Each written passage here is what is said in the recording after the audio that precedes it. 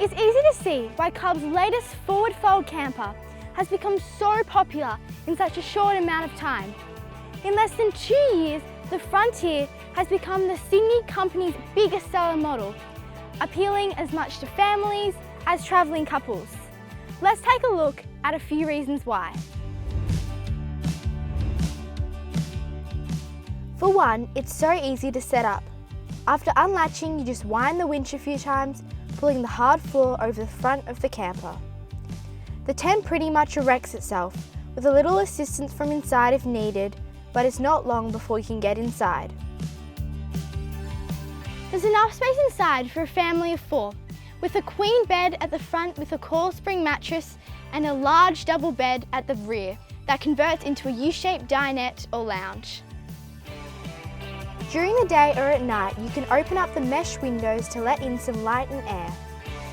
As well as up and down, the dining table moves from side to side and there's some handy storage areas inside, including spaces under the beds and seats.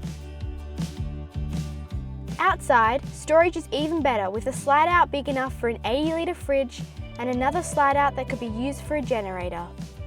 There's also a pantry drawer, a spot for the awning poles, and a handy storage rack, although you can't access it when the camper is open. There's a pump tap to draw water from the 100-litre tank, or else flick the 12-volt powered tap at the sink in the slide-out kitchen. The stainless steel kitchen also includes a 3-burner cooktop and a fold-out bench for food preparation. The 100 amp-hour battery is located behind the electrics panel in another locker, and there are plenty of power points including 240-volt and USB sockets inside. The Frontier rides on an independent coil suspension, and body protection includes a front mesh guard so you can feel confident venturing off the beaten track. It's all pretty light and easy to tow too, with a maximum weight of just over 1,700 kilograms when fully loaded.